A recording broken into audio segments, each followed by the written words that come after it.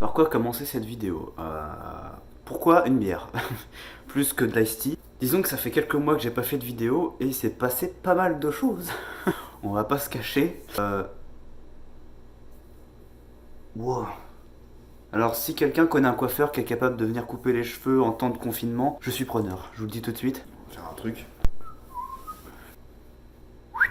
Ah, là c'est mieux. Donc, je disais, il s'est passé pas mal de choses ces derniers temps, ces derniers mois, dans ma vie privée. Donc bon, j'espère que la vidéo sera pas trop longue et j'espère que je pourrai expliquer ça de manière, on va dire, assez détaillée. Donc tout d'abord, bon, comme vous pouvez le remarquer, je suis toujours dans mon appartement au Canada, au Québec et à Québec. Vous pouvez le voir à mon tableau, dessin que j'ai dessiné sur cette chaîne d'ailleurs. Et déjà, un truc de nouveau, hein, depuis quelques mois, il y a le tableau. Il n'était pas avant la dernière fois, rappelez-vous. Donc ça c'est le plus gros changement, non je déconne évidemment. Comment dire, par quoi commencer? Bon, vous vous souvenez, dans mes derniers vlogs, je vous ai expliqué que je me suis fracturé plusieurs fois ces derniers mois, que par accident, et uniquement par accident. La maladie n'a limite pas de rapport là-dedans, c'est juste des accidents bêtes qui me sont arrivés. La première fois c'était le sacrum, donc un os qui se trouve juste au-dessus du coccyx, que je me suis fracturé en glissant sur une plaque de verglas au mois d'avril 2019. Donc ça commence à faire, hein, ça fait plus d'un an maintenant. Mais ça s'est remis en quelques semaines. Oh, allez, 2 semaines et demie. Oui, parce que bon, ma maladie, j'ai une maladie, mais évidemment le corps s'est peut-être habitué, je sais pas, mais je me remets vite, curieusement. Un peu comme Wolverine, tu vois, le mec qui a des griffes. J'ai eu ensuite une autre fracture au mois de juin 2019, quand j'étais au centre de formation, mon école. Je tenais Houston ici présent. Petite bière.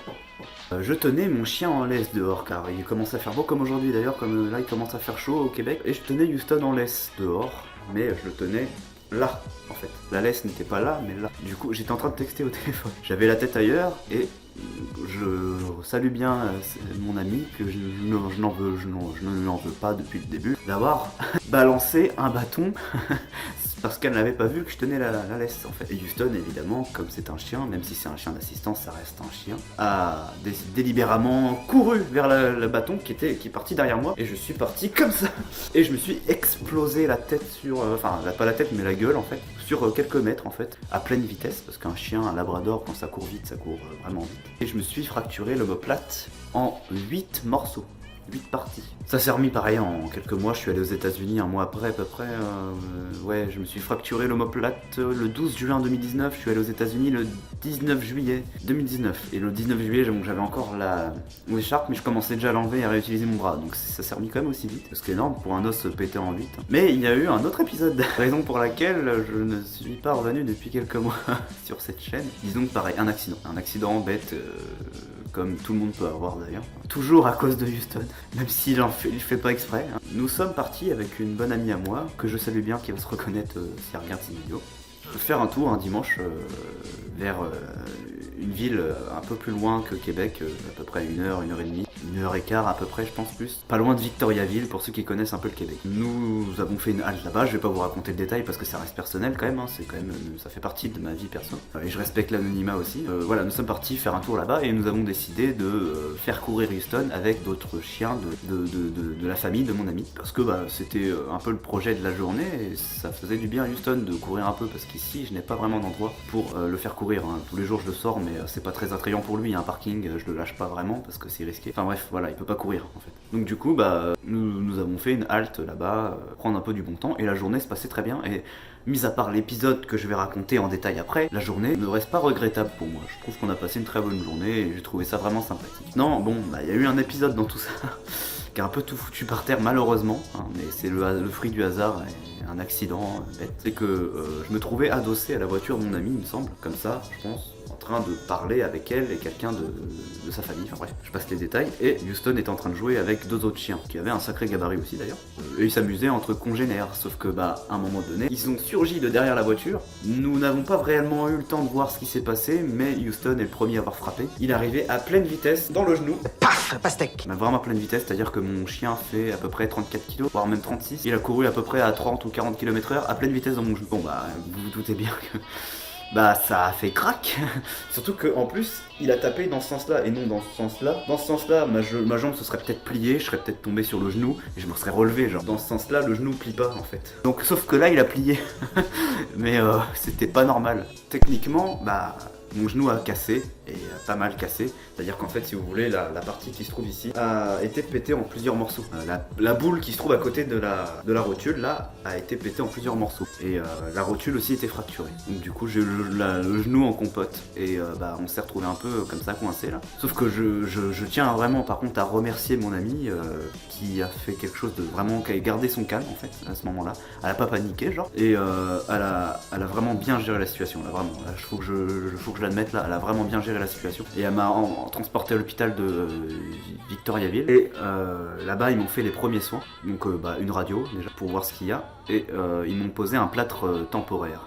Un plâtre provisoire pour pouvoir maintenir le temps que mon amie me ramène à l'hôpital de Québec. Elle a fait quelque chose comme de sacrément extraordinaire ce jour-là, parce que ça a été quand même éprouvant pour elle de devoir m'emmener dans 2 hôpitaux différents, et ce assez tard, parce que je crois qu'on est arrivé à Québec, il devait être à peu près minuit et demi. Donc voilà, je tiens quand même à la remercier en vidéo d'avoir eu le réflexe de prendre la situation en main comme ça, vraiment. Parce que c'est pas tout le monde qui réagirait aussi bien. Mais voilà, à l'hôpital de Québec, j'ai été pris en charge pour des examens un peu plus approfondis. Et Houston, je pouvais pas le garder avec moi, ce qui fait que mon ami l'a prise en charge. Et je vais revenir le dessus après. Je me suis fait hospitaliser le soir où je suis arrivé à Québec. J'ai un petit peu insisté parce que figurez-vous qu'ici au Québec, c'est pas comme en France, pour ceux qui sont français et qui regardent la vidéo, c'est qu'on peut pas être hospitalisé comme ça, genre faut que ce soit vraiment un cas d'extrême urgence. Et là ils ont vu que j'étais paumé, que je pouvais pas rentrer chez moi, j'étais dans un fauteuil roulant et j'étais vraiment mal quoi, j'avais la jambe dans un plâtre, je disais j'ai besoin faut que je reste ici quoi. Ils nous ont dit on va vous prendre, on va vous mettre, en attendant de manière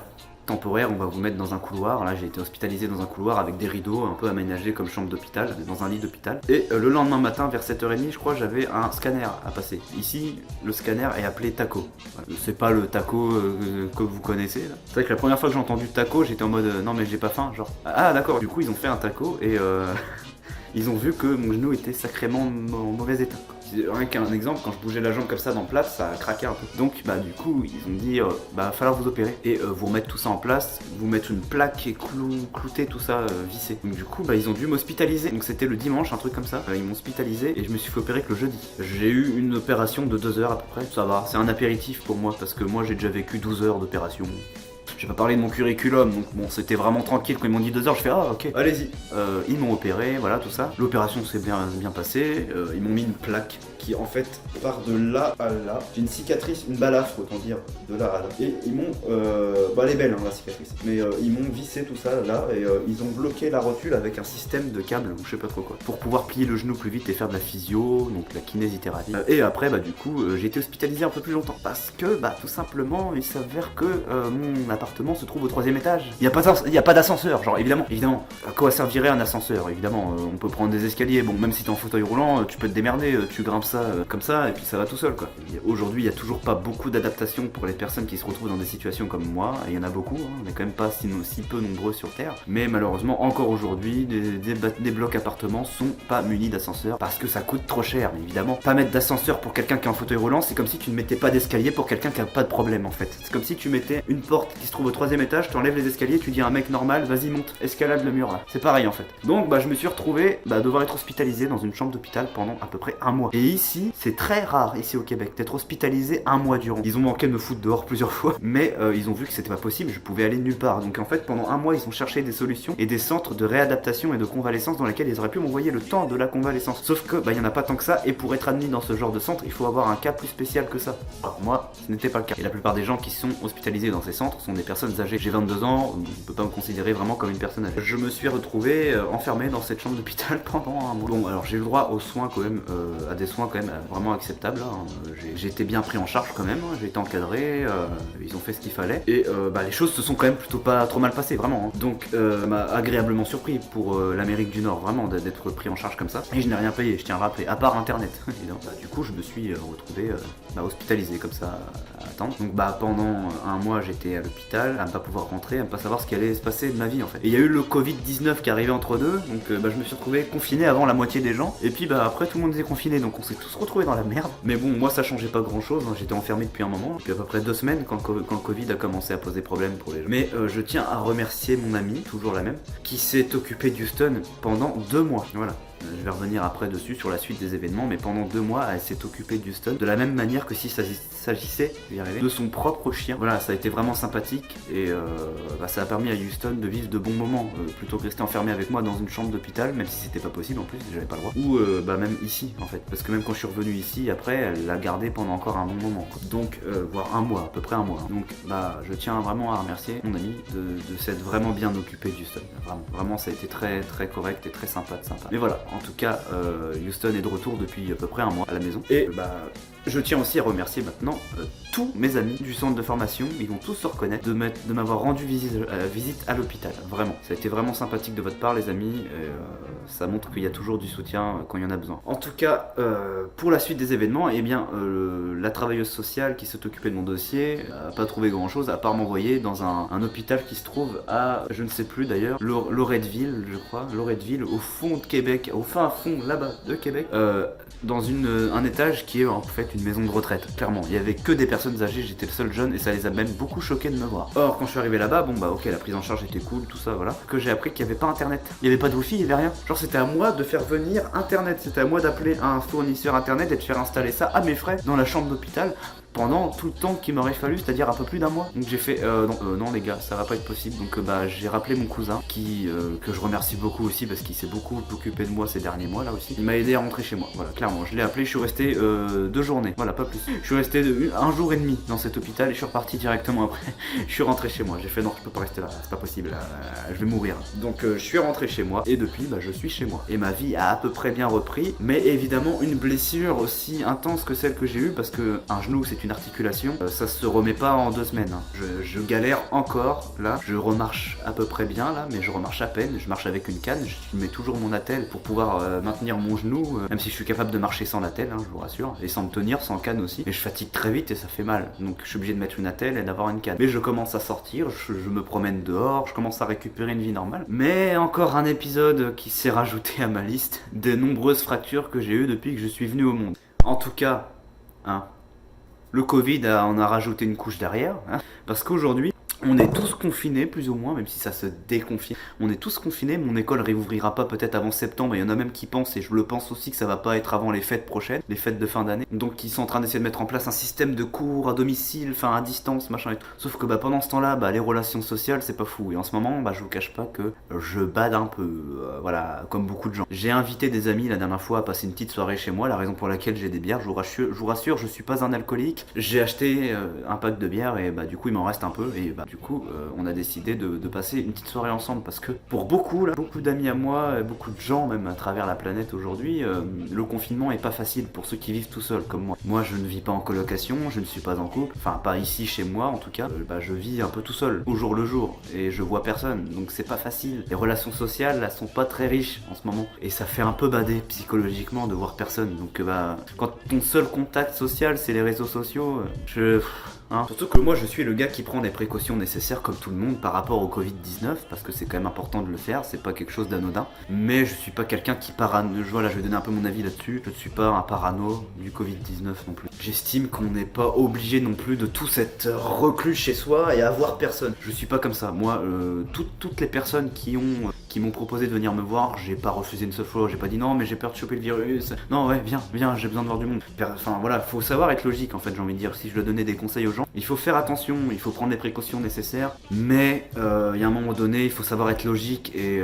savoir peser le pour et le contre quand on voit qu'il n'y a pas tant de risques que ça, quand tu sais que cette personne est aussi confinée que toi depuis autant de temps que toi et qu'elle voit quasiment personne et qu'elle n'a pas déclaré de symptômes depuis tout ce temps et que toi en retour non plus, il n'y a pas de risque.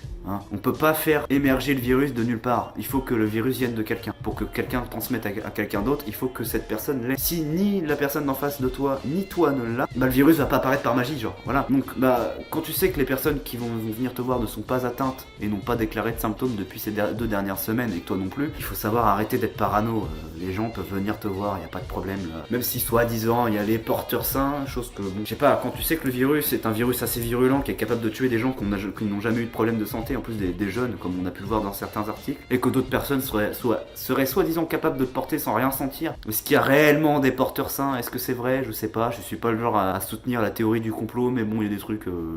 Voilà. Donc, moi, quand il y a des gens qui me proposent de venir me voir, je saute sur l'occasion direct. Oui, venez. Je ne l'ai pas, je suis plus confiné que je suis plus confiné qu'un prisonnier dans un pénitencier depuis 3 mois. Donc, si vous avez peur de le choper par moi, bah, c'est bizarre parce que ça n'arrivera pas. Et moi, si je sais que toi, tu l'as pas et que t'as pas déclaré de symptômes depuis tout ce temps, bah, viens me voir, je m'en fous. Donc, quand je peux voir des gens, je le fais. Mais la situation est quand même assez critique parce que, bah, moi, ma formation, je sais pas ce que ça va donner. Ils sont en train d'essayer de mettre des choses en place, ok, c'est cool. Mais là, pour l'instant, on n'a pas vraiment de nouvelles d'ailleurs. On devrait en avoir d'ici quelques jours normalement. Moi, j'ai du mal à m'imaginer tout l'été enfermé chez moi, à voir personne. Ça, j'ai vraiment beaucoup de mal, mais vraiment. Ce qui fait que je vais peut-être.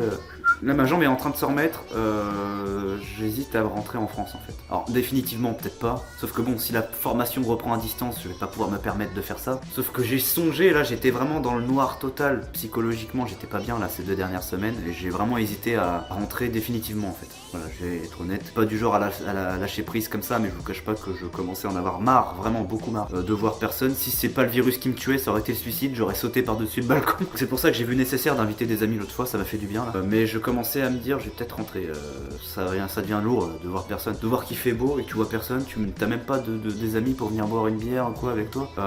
C'est lourd. Psychologiquement, c'est pas facile. Donc voilà, je bade un peu et je me suis dit, je vais peut-être rentrer. Hein. Ça sert à rien. La formation reprendra dans 25 ans et tu vois personne. Les relations sociales, c'est pas fou. Si je rentre en France, je vais voir la famille. Enfin voilà. Mais j'ai pas non plus envie de rentrer en France. C'est pas du tout le truc qui me botte. Surtout en ce moment, c'est pas le meilleur pays dans lequel rentrer quand tu vois ce qui se passe. Je me plais quand même relativement bien au Québec. Je suis venu ici en toute connaissance de cause. Donc la formation, j'ai envie de la finir. Donc voilà, il y a ça en fait. Ça se pèse beaucoup comme ça en ce moment dans ma tête. Sauf que bon, bah l'aspect psychologique, c'est important aussi. Hein. C'est important de voir du monde aussi. C'est important. La santé, c'est sûr, c'est bien de préserver sa santé par rapport au virus, mais c'est bien aussi de la préserver psychologiquement.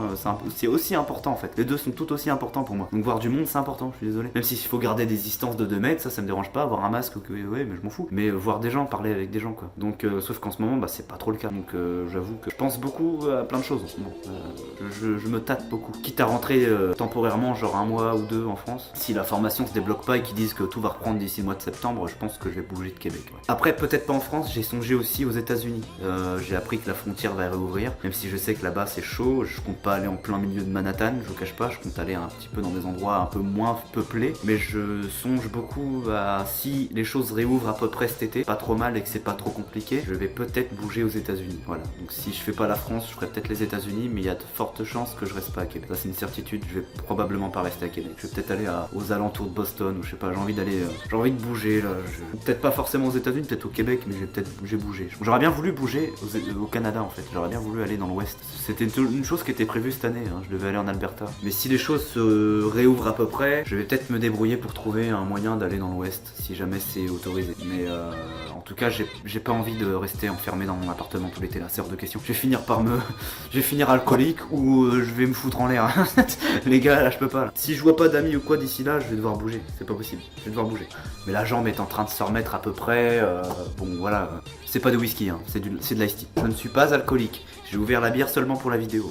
Les dernières nouvelles sont comme ça. Moi, voilà ce que je pense du Covid à peu près. Voilà ce que je compte faire. Et voilà ce qui s'est passé ces derniers mois. En tout cas, moi, après, bon, concernant ma maladie, j'ai vu plusieurs spécialistes à l'hôpital. Et certains m'ont dit de prendre, et comme depuis le début de mon existence, de prendre du calcium. Car le calcium dans ma maladie, c'est important. Même si ma maladie s'est stabilisée depuis la fin de la puberté, aujourd'hui, je me casse pas aussi facilement qu'avant. Là, si je me suis fracturé, c'est peut-être parce que je me suis pris un animal à pleine balle dans la jambe, quoi. Mais avant, je me fracturais pour un rien. Là, je me fracture plus pour un rien. C'est vraiment quand il y a un accident comme ça. Autrement, je me fracture pas. Là. Je vous rassure tout de suite, je suis quand même un peu plus solide qu'il fut un temps. Sinon, j'aurais pas pris la peine de venir au Québec si c'était aussi risqué. Mais il y a plein de choses qui m'ont fait rigoler. À l'hôpital, les spécialistes des os m'ont rencontré dans ma chambre d'hôpital et m'ont dit de prendre du calcium et de peut-être bientôt resuivre un traitement à base de trucs que j'ai vécu il y a plusieurs années, à base d'un médicament spécial. Et ils m'ont dit ouais monsieur, vous savez que là vous venez de vous casser d'un rien. Quoi? Je me suis pris un labrador de 34 kilos à pleine vitesse dans le genou. Je me suis cassé d'un rien là. Ça aurait cassé le genou de n'importe qui. Même de Mike Tyson. Donc non, je me suis pas cassé d'un rien. Non. Même ma mère, je la salue bien, mais qui me dit ouais prends du calcium, ça se trouve ça serait pas arrivé. Mais qu'est-ce qui serait? Je me suis pris mon chien dans la jambe. Même si je prends du calcium, ok c'est important, j'en prends, ok c'est important. Mais ça aurait changé quoi là que je prenne du calcium ou pas à ce moment-là? Ah ouais mais si t'avais pris du calcium, ça serait pas arrivé. J'ai pris Houston, un gros ours grizzly à pleine balle dans mon genou à peu près à 40-50 km/h. Oui mais T'aurais rebondi. Non, voilà, non, le calcium change rien. La maladie n'a même pas de... On va dire la maladie a eu un rapport dans la situation quand mon os s'est pété en plusieurs morceaux. Une personne lambda, peut-être que l'os se serait juste pété en deux. Voilà, là, on va dire que ok, la maladie a eu un rapport là-dedans, une influence. Mais l'accident serait arrivé tout pareil. Même si j'avais pas de maladie, que je faisais 1m93 et un bon 100 kg de muscle, je me serais pété le genou, tout pareil. Donc c'est pour ça, non, la maladie n'a pas de rapport là-dedans. Et après, je tiens à rassurer aussi mon ami, puis mes amis en général, parce que c'est pas la première fois que ça arrive. L'accident aurait pu arriver n'importe quand, n'importe où, avec n'importe qui. Je veux pas que les personnes se sentent responsables de gens qui ont vécu des accidents avec moi. Voilà, c'est pas votre faute, je vous dis tout de suite, hein. C'est le fruit du hasard, la coïncidence. Donc en tout cas, voilà les dernières nouvelles. Je pense que je vais arrêter cette vidéo ici. J'espère que pour vous, ça se passe bien, le confinement, même si je sais que ça s'est à peu près déconfiné en France. Ça se déconfine un peu au Québec. On verra bien la suite des événements, comment ça va se dérouler. En tout cas, moi, je vous souhaite une bonne journée ou soirée. Cela dépend du décalage horaire. Ciao les potes.